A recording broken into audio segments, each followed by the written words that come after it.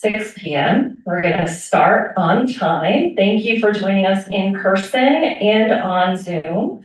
My name is Eliza Spencer. I'm the chair of the Addison County Democratic Committee, and I'm joined by the executive committee partially in the room here at the residence and on Zoom. Our vice chair, Tanya Biker, is here in the room with me. Our secretary, Lee Herdman, is also in the room. And then we have our treasurer, John Spencer, joining by Zoom. And I think our two other members, Sarah Buckley and Hannah Sessions, are joining us by Zoom as well. So thank you all for joining us.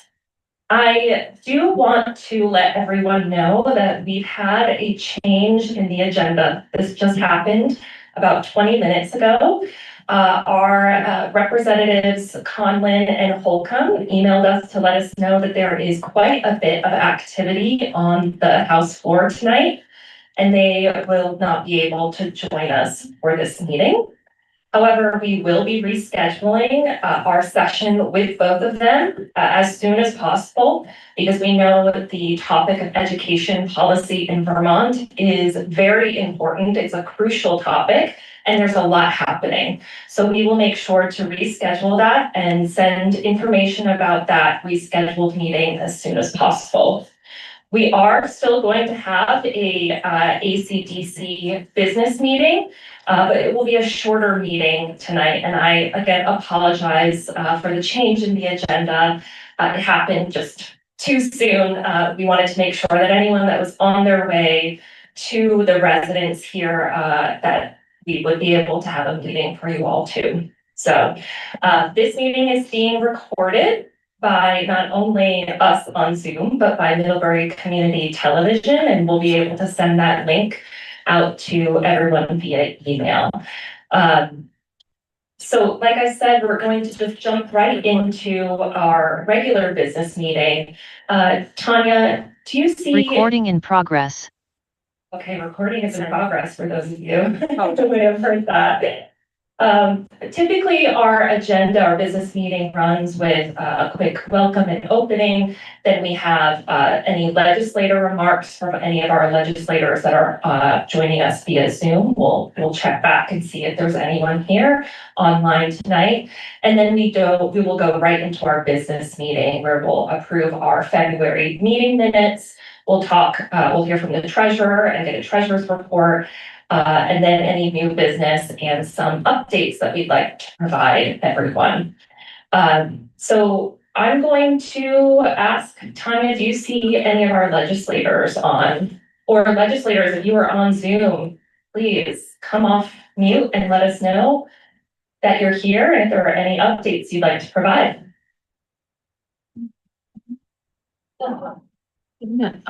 Sorry, well, I'm glad everyone can hear me. Raise their hands electronically. Yes, yeah, you can raise your hand electronically, legislators, if you're online. I'm scrolling through here. Okay, well, we can always circle back if anyone joins. We'll probably end tonight around 6:30. So legislators, if you are joining, just raise your hand and we'll make some time for you to share any updates about the current legislative session. Okay, so the first item on our business meeting is to approve the February meeting minutes, which were sent via email to anyone.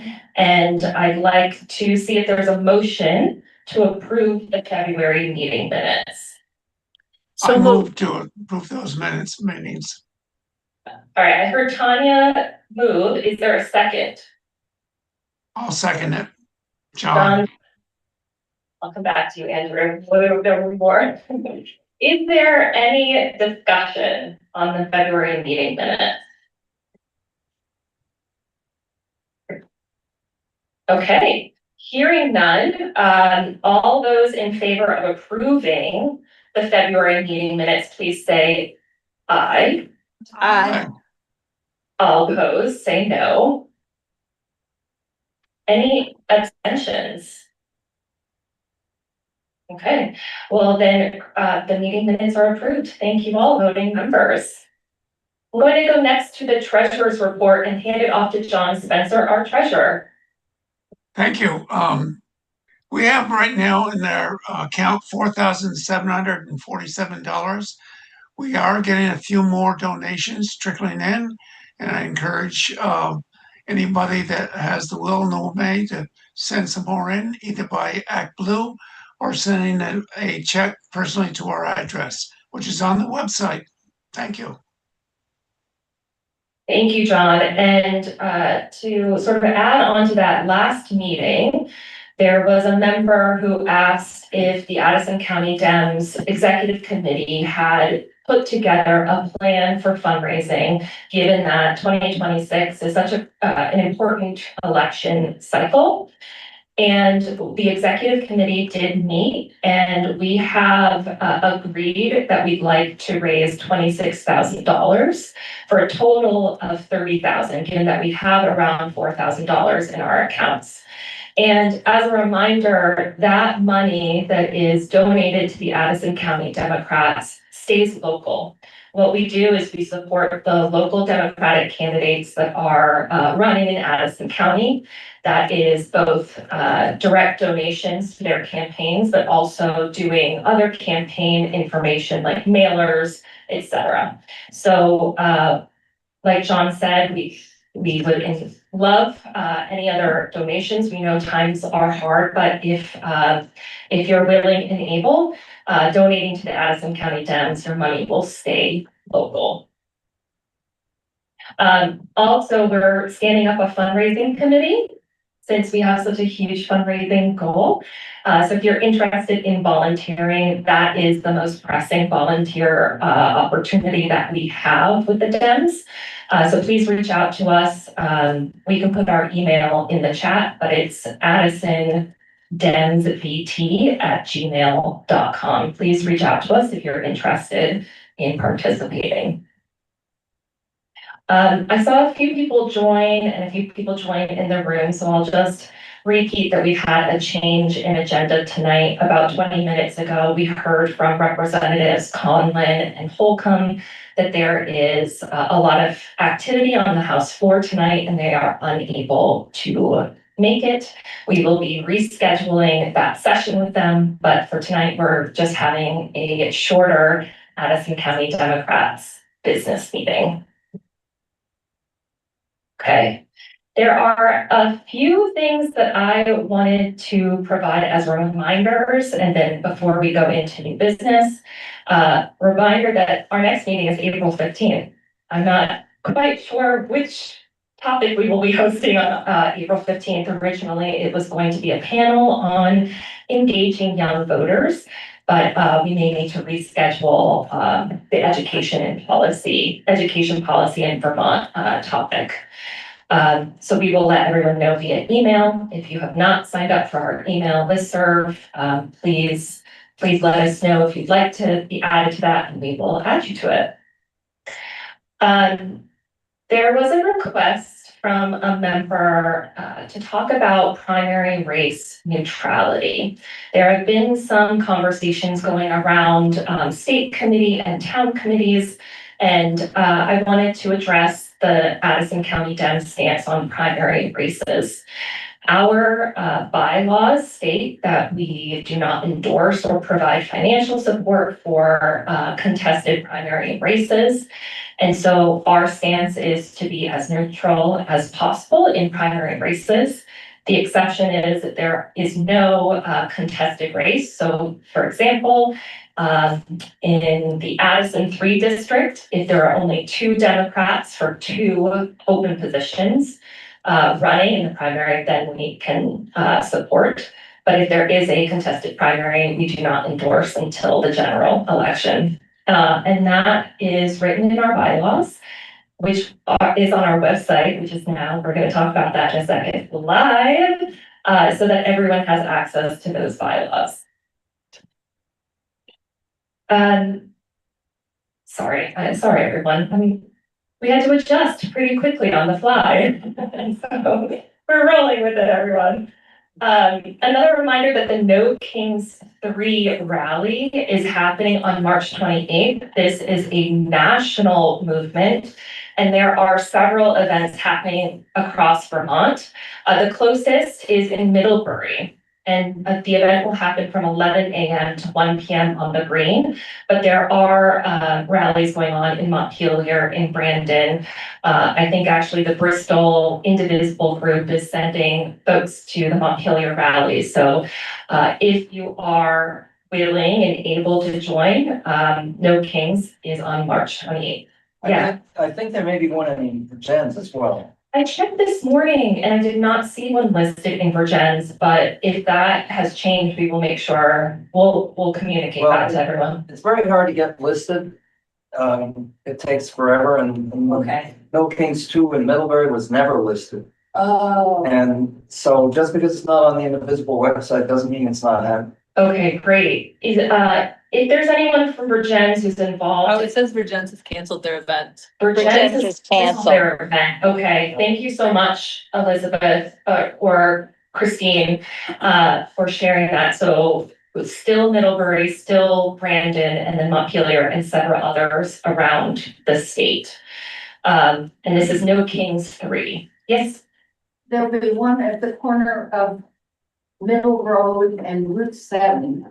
A group from here will go down to the bus. And okay. other people join in, so everybody's welcome here. Thank you. So the residents at Otter Creek will be having their own No Kings 3 event at the corner of Middle Road and Route 7. So there's another opportunity. But lots of people have joined in from the neighborhood. Great. Lots of people have joined. Awesome.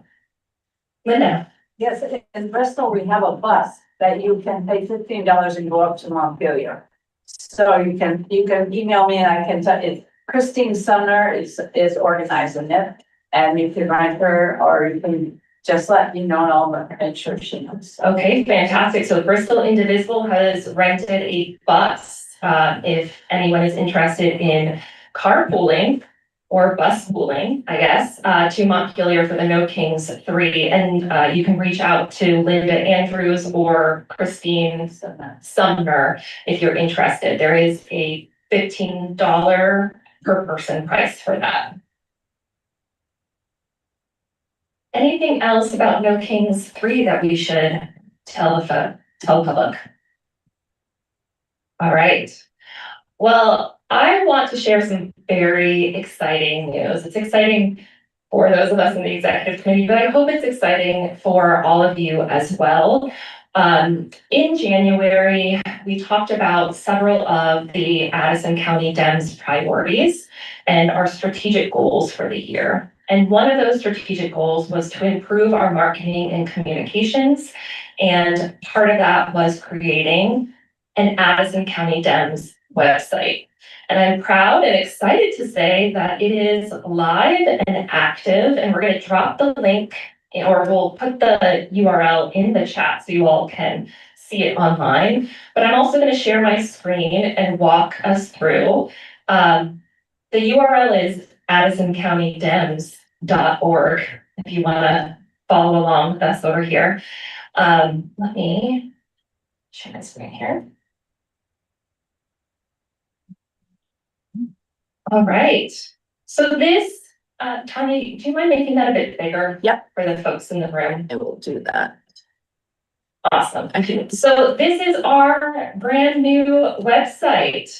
This is our homepage. We have a lot of information, and this information will be constantly updated, and we will be adding some new pages when we get closer to the general election, post-primary season. We'll have some information on the candidates that are running in Addison County, and we will hopefully have a page for some Addison County Dems merchandise.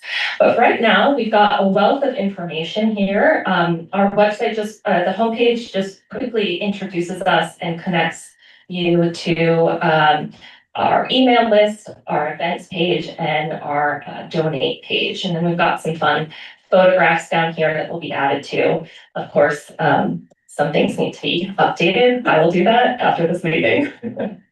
But the key things I want to show is, we have a whole About Us page, but really where we're, very excited to have is separate pages for leadership, town committees, and our elected officials.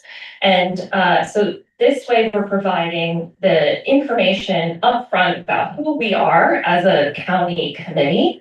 We've got some Steve and Jerry shout out there. We've got entire page dedicated to the town committees and each chair, town chair and their contact information so that if anyone's interested in joining their town committee, they can come here and find out who they can contact. Or if you live in Goshen, Granville, Hancock, Orwell, Waltham, and Shoreham, if you would like to stand up a town committee, those are the ones that we have vacant, and we would love for you to reach out and set up a town committee. And then we also have our elected officials page. So we have our national offices, and then really we have our county offices, Senate, and all of our House districts. And each one links to a legislator's page, their official legislator page. So there's a ton of information here for folks who want to know more about Addison County Democrats. We've got our page for our newsletter. So you may be receiving the newsletter, but if you ever want to go back, they're all here on our newsletter page, and you can quickly join our email list. Really excited to have an events page where you can register for each of the Zoom meetings, and then we have a live active events calendar. So you can see that we have our monthly meeting, but shout out to Christine Homer from the Bristol Democrats who sent me a few Bristol meetings that are happening, and we've added those to the Addison County Dems calendar so that if you're interested in joining the Bristol Dems for a meeting, it's there. And we encourage everyone to send us more events so that we can put them on this calendar. And we have all of our previous events as well, including, again, our February meeting that was recorded by Middlebury Community Television. We have a link to that so you can experience it if you are unable to attend. We have a volunteer page that lists what we would love for folks to volunteer to do. We have current volunteer needs, and there is a sign-up form that will go. It's all virtual, but you can always contact us if there's something that you're interested in doing as well. And I'm going through this fast. I'm happy to go through any other page in more detail, but we have a contact page with our feedback form. So if there's anything that you think the Addison County Dems could be doing better or we're not doing, or you just want to give us a little love and a little shout out saying you're doing great, you can fill that out in our feedback form. And then last, but definitely not least, is our donate page. Again, you'll see that we really want to remind folks that any money that's donated to the Addison County Democratic Committee stays local. We're investing in local leadership. And what that funding does is not only provides direct financial support to candidates, but allows us to do, continue to have a website and to help with communications and outreach for those candidates, to do local events and distribute campaign materials.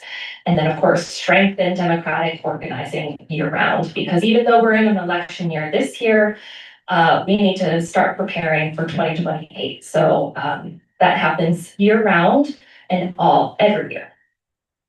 So this links directly to our Act Blue page right here, where you can make a direct donation.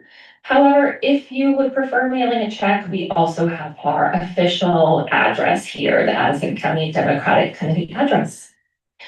So that is the whirlwind tour of the AddisonCountyDems.org website. This is the official unveiling. Thanks for coming.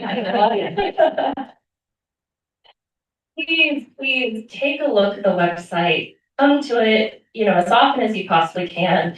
This is where we're going to have updates, that you'll find in our mailing or in our newsletter as well.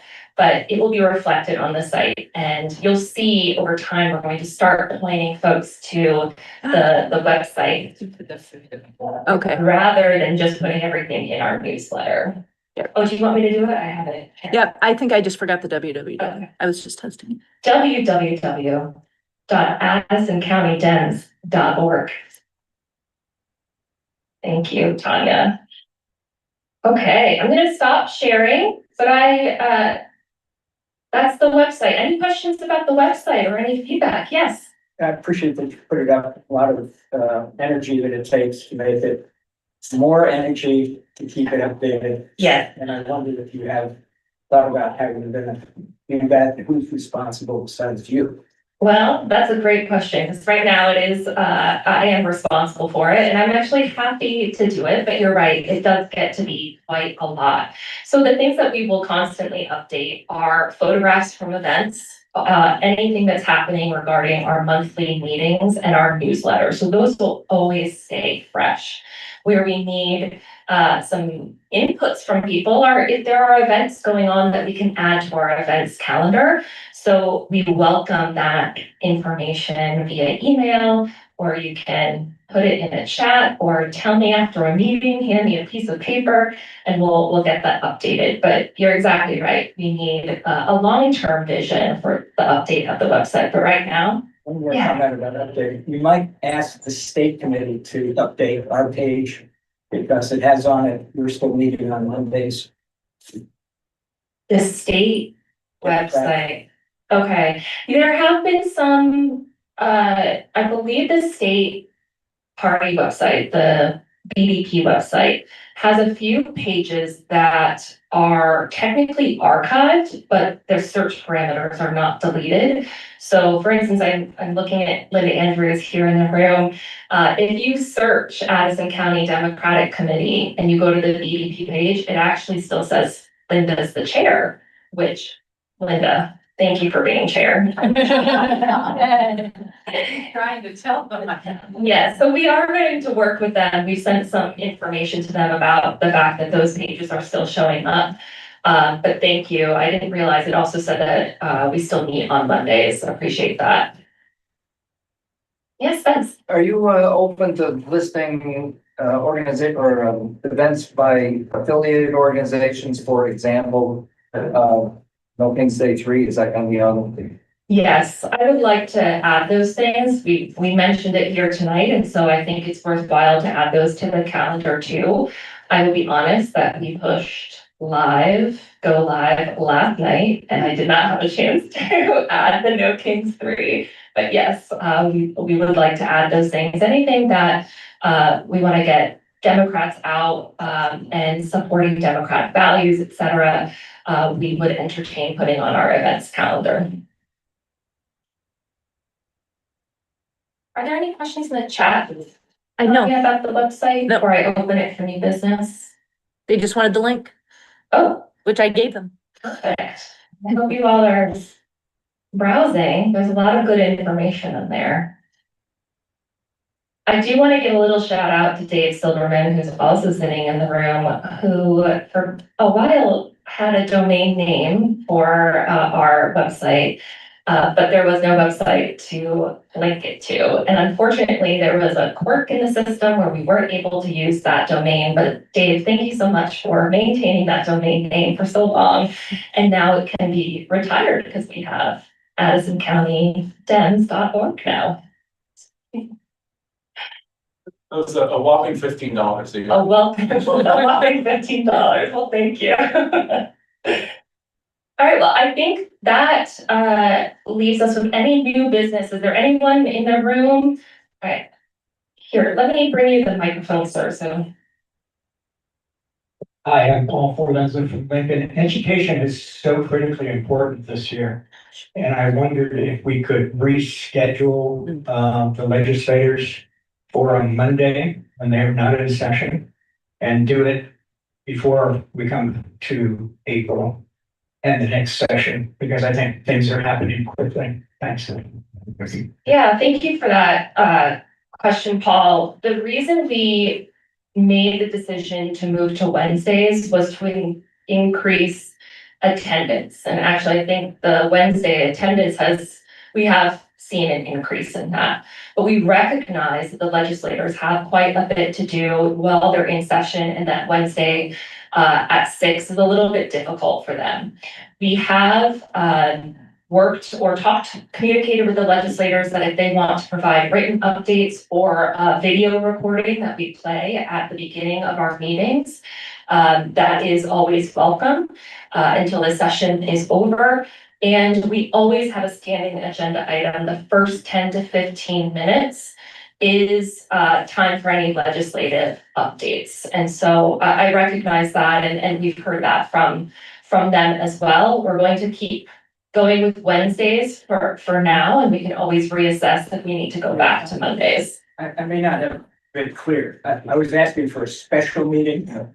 Special meeting. Got it. Therefore, it seems to me Monday might be a better day. Oh, I apologize. I didn't catch that. So for the education and policy rescheduled meeting, the request is for it to be on a day when the legislators may not have conflicts. And I think the executive committee, we were talking about that either a Monday or if potentially even seeing if they're available on a weekend so that they can be focused, we can be focused and have that really important conversation. So thank you. Okay, Dave, come in. Hi, thanks. Dave Silverman, I'm your high bailiff here in Addison County, and I just wanted to announce that I'm running for re-election as high bailiff of Addison County this year. And I would appreciate all of your support. Yet again, this will be my fourth term where I'd be elected. And then I also noticed that Tim Ash is in the room, and I wanted to pass the microphone to him to introduce himself because he's running for something actually important. High bailiff is a very important position, David. Good evening, everyone. Tim Ash. I am running for state auditor. I've been the deputy for the last 5 years. Somewhere just a little bit, maybe where the owl can see you. I'm trying hard. Tim? I'm trying hard to get you, but it wasn't working when you were over there. Okay. There you go. Perfect. Tim Ash, I'm the deputy state auditor now, and I'm running for state auditor. Doug Hoffer, who's been the auditor for the last, I think, 14 years, is not seeking re-election. I just wanted to come and introduce myself, and I'm happy to come back at a subsequent meeting to talk a little bit more about the themes of my campaign about government accountability. And I'll just tell one quick anecdote, because one of the weirdest things about running for state auditor right now is first off, I have to explain to people what the state auditor does. And I'm happy to do that at any moment. But I had to convince myself that running for state auditor was a particularly good use of my background and talent and interest, energy, given everything that's going on in this country right now. And it very quickly became an affirmative answer for me, because the very first impact I had as the deputy state auditor was to convince Doug to do an audit of law enforcement training and policies at every law enforcement agency in the state. And that meant, are they getting trained in the use of force, in body camera policy, fair and impartial policing, all the things that are so critical across the country. So we did an audit of every single law enforcement agency in Vermont to make sure that those trainings were happening. Doesn't mean everything's perfect, but those are the kinds of tie-ins that people, I don't think, immediately link the state auditor's office with some of these important broad policies that our community is seeing right in front of us right now. So happy to come back at another time, and I just want to thank you for giving me a quick chance to say hello. Thank you so much, Tim. And we will, I think we talked about finding some time at another meeting for you to come back, and we'll do another meet the candidates session. Any other new business? Yes, Spence. And Spence Putnam from Weybridge, and I'd like to reinforce the point about the education. I think the idea of having a special meeting on a time when legislators are not going to be distracted by whatever they're doing. But I'm disappointed they're not here, and it probably doesn't matter when they come, because it looks like a train that's just going down the track. So I encourage people, I came tonight prepared to give some criticism of what I think is happening. And I encourage people to write letters yet again to try to encourage them to rethink what they're doing. Thank you, Spence. Any other new business? Linda, you gotta come on up here. Oh, Gosh. well, I just wonder if Spence could talk about his Trying so hard. so I think we'd understand and maybe that'd be the time, I don't know. Sure, Spence, are you prepared to do that? Okay. If you consider that would be better. Come on up. And I prepared. Well, I think, first of all, it's not entirely clear exactly how it's gonna come out. Basically, my feeling is that the education task force was established, I think it was Act 73 or something like that. To go and talk to Vermonters about what they wanted to have done in education policy. And basically, I don't usually advocate breaking the law, but they did. They said that Act 73 is not workable. And they got 5,000 comments from people around the state. And they were citing things like, first of all, it's a top-down solution. It's something that's being imposed. It leads to a loss of local control. It will damage small communities. There's no guarantee that the consolidation they're talking about will save any money. So they seem to be really focused on saving money and not really thinking about the impact on communities and on education. It also seems rushed, and the education task force recommended waiting a couple of years and giving it some more thought. So that's basically what they had many recommendations for what could be done in the meantime. And I think they were recommending about a 2-year period of slowing down, looking at some other options, and not just rushing pell-mell to this. There are two other points. They don't really address the biggest cost driver, which is rising healthcare costs. And that's simply not being addressed in the legislature. And another thing I haven't heard of, so, I mean, that's a separate issue really, but they're paying more attention to consolidation than to controlling the biggest cost driver.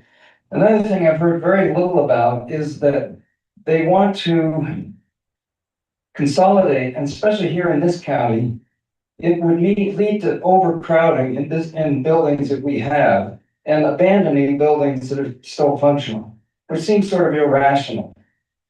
If there's no state funding for construction, then how are we going to accommodate consolidation? So I think those are my basic thoughts. Someone come up and disagree, please. Thank you, Spence. Could I add something to that? Oh, are we having an impromptu debate here? No, I'm in agreement in a different way. Okay, Paul, come on up. Share your thoughts. We've got, if everyone wants to hang in, we've got some commentary here going on. Maybe 2 minutes. Thanks. Paul Forlenza in Lincoln. I'd like to know where the evidence is that consolidation works. And I ask that question because in this state, we have been consolidating since 18 something. Really, I'll give you an example. In Lincoln, in the 1800s, we had 13 schools. And now we have 1. In 2015, we were asked to consolidate, and I know of no study that demonstrates that that was a success. And I think we ought to ask that question. Was it a success?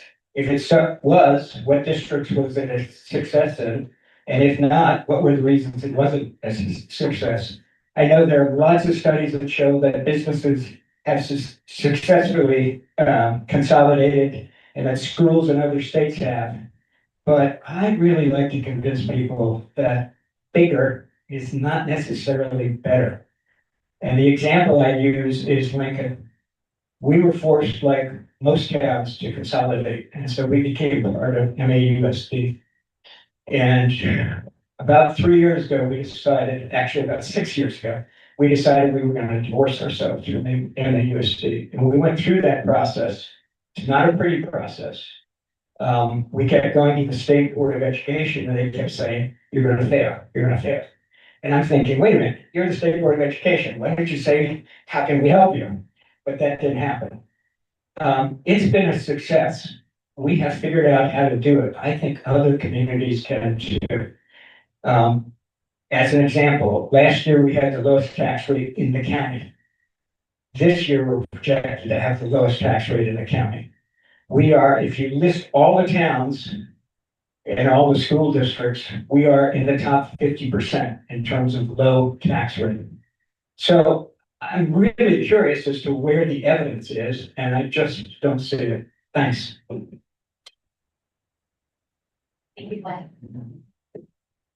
Anyone else want to offer their thoughts? Because we're doing an impromptu conversation here. Anyone online?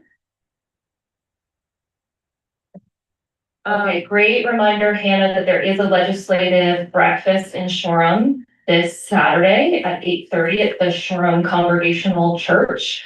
And I'm sure education will come up in that meeting.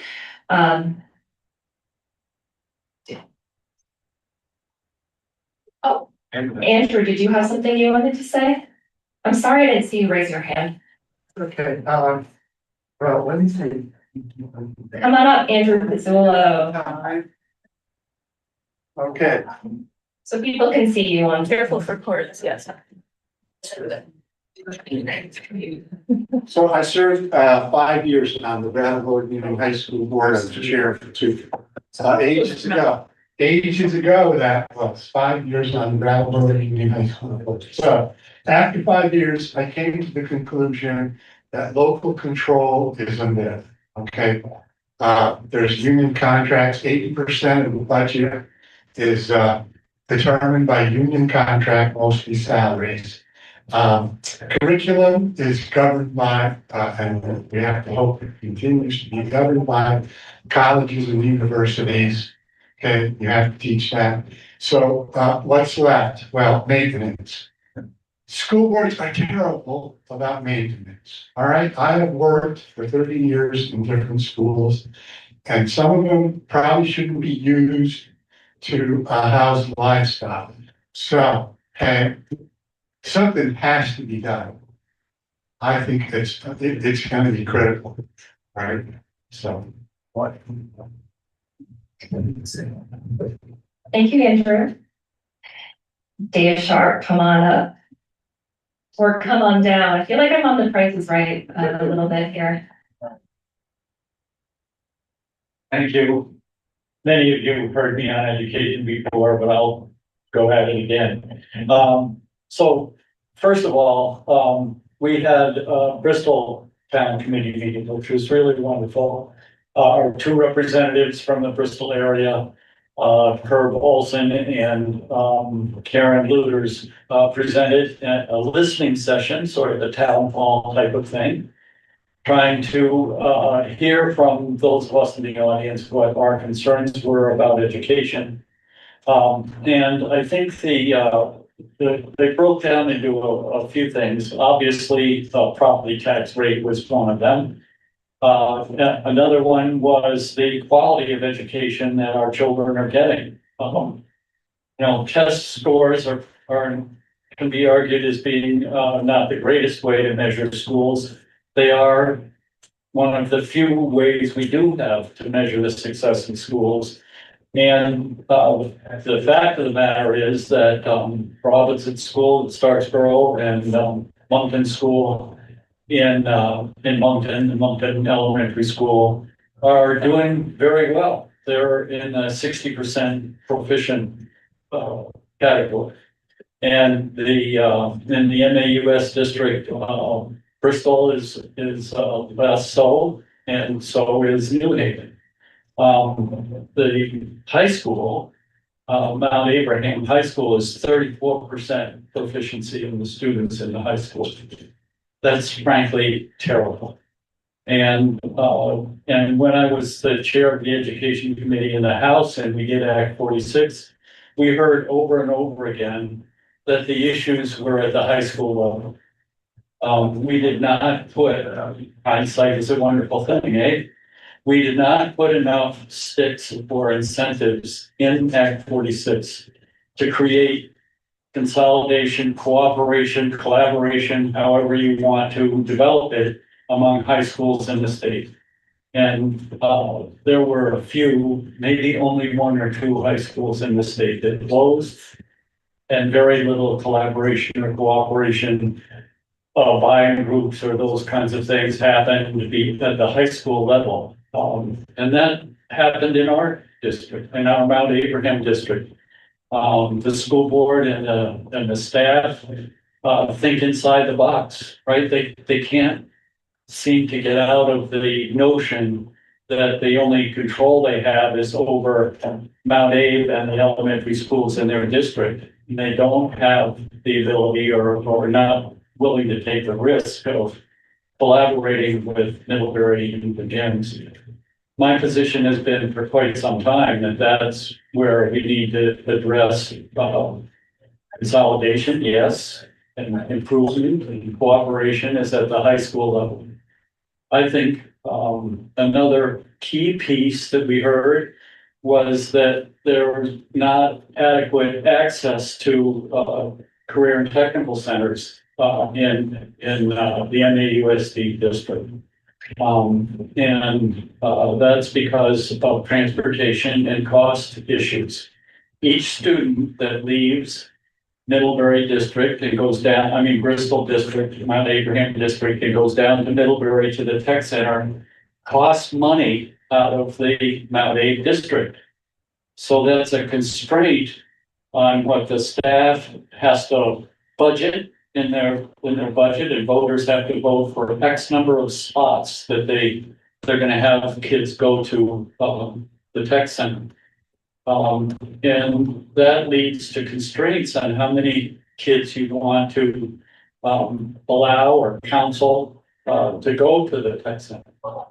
It is state law that every child in the state has the right to go to the technical center if they want to.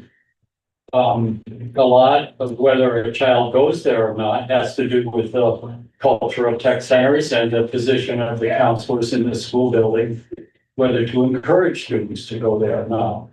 I feel strongly that what we ought to have in this state is comprehensive high schools where the high school and the tech center are one school with one budget. So there is no cost for the kid to walk down the hall and go to a tech center program. We need electricians and plumbers and cooks and carpenters and these types of trades cannot nurses and a bunch of healthcare personnel. These are positions we can't source to China or India.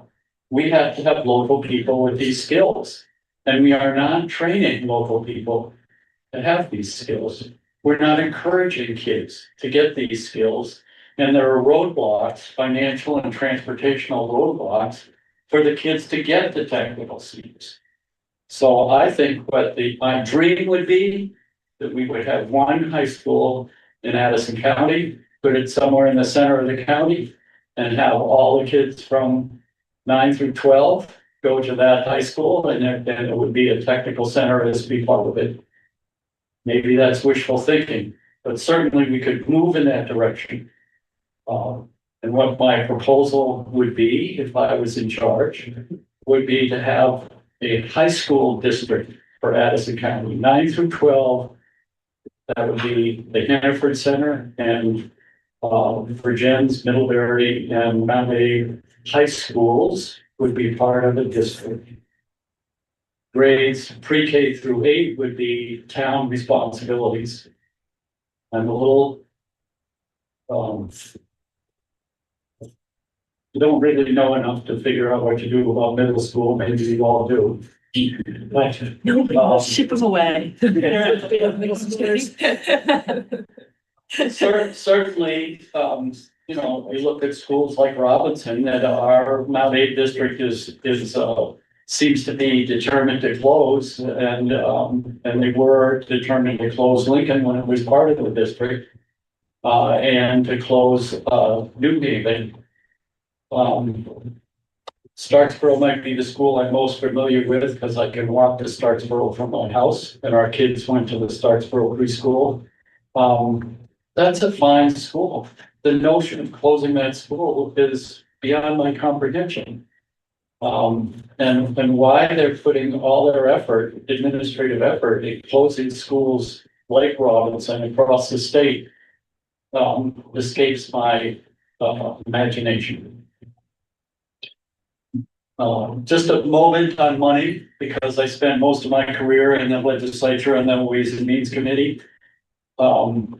Whatever the state does and whatever our communities do with regard to, education is not gonna save a boodle of money. It just isn't. It's expensive to educate children. New Hampshire is $25,000 a kid. New York is $27,000 a kid. We're in that neighborhood with our per pupil costs. I think we can save some significant money with some appropriate consolidation. But do you know the demand is there for healthcare costs, for mental health costs, for building costs that Andrew just talked about? That's gonna soak up any money savings available. Is going to be soaked up immediately by significant demands in our school systems. So what we need to address is how we raise that money in ways that doesn't impact property taxes significantly. I think the Public Assets Institute, I encourage every one of you to go to their website, publicassetsinstitute.com or something.org. They have excellent ideas on how to address moving forward in a way that reduces our reliance on property taxes. Their goal, I think, is eventually get to doing it with all income taxes. I frankly don't think that's practical. I don't think we can get all the way there. I do think we can go a long distance in that direction in terms of getting wealthier people to pay for education in the state. So those are my thoughts. Thank you, Dave. Linda. Stay there. How can we, I mean, I agree with you, and how do we as a community, well, if we get to talk to Holcomb and to Peter, but as a community, if we feel this is what we want, I mean, how can we, I mean, you're lone voice, but if we could, you know, get a group of us to really push for that, is so what actions? Everyone in this room and everybody online should write a letter to the Addison Independent or post on their front porch forum about what their thoughts are about education.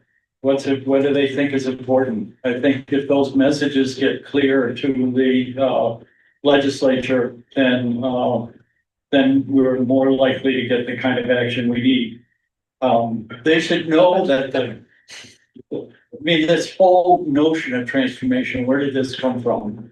High property taxes, right?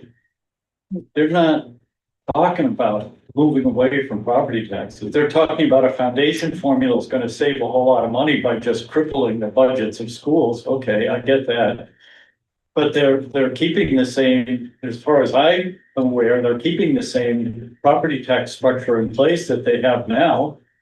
In terms of raising money, nobody's talking about changes. Let's get the message through to them that there are ways to change the financing of schools that don't take away, that actually increase the quality of schools. That's what we need to do. We need to save a lot of money. Yeah, sure. We need to raise it differently, and we need to increase the quality of education that we give to our children.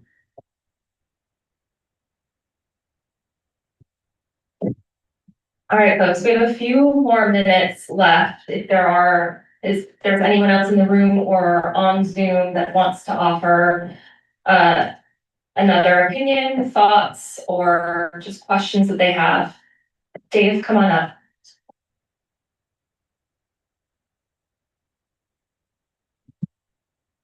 And I think what Dave Sharp had to say is really like very well grounded and smart as always.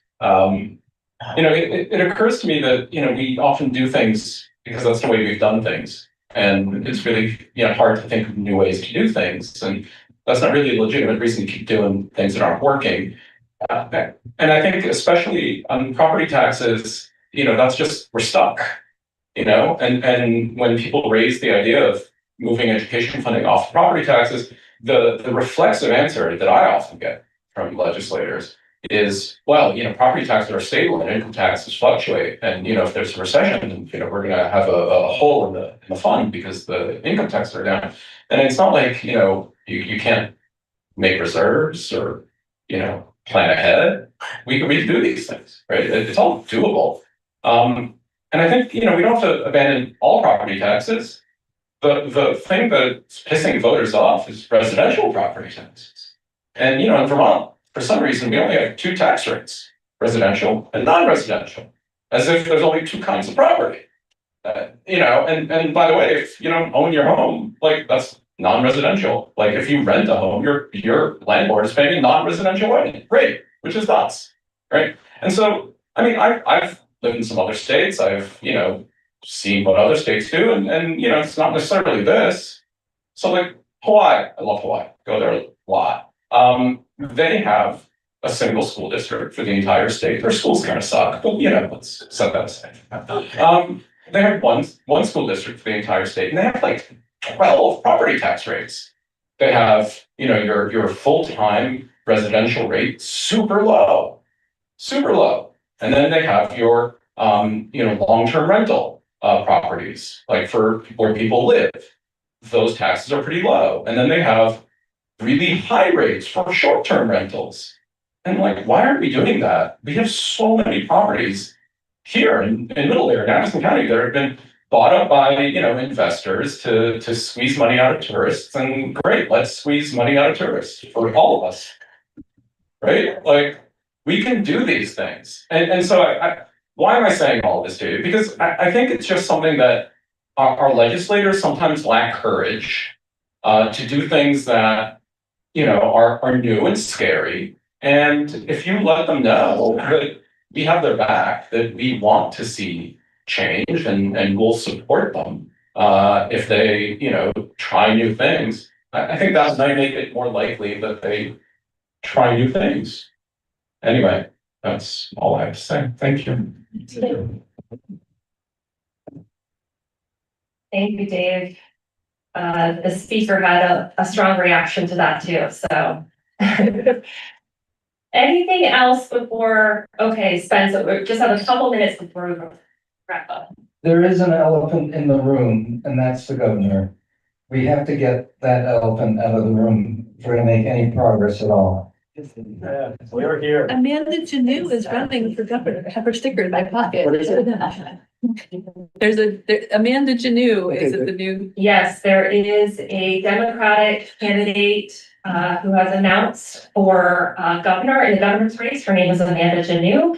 She had I think a kickoff party in Bristol on Sunday and is starting to make the rounds of Vermont. So there's a race happening for governor.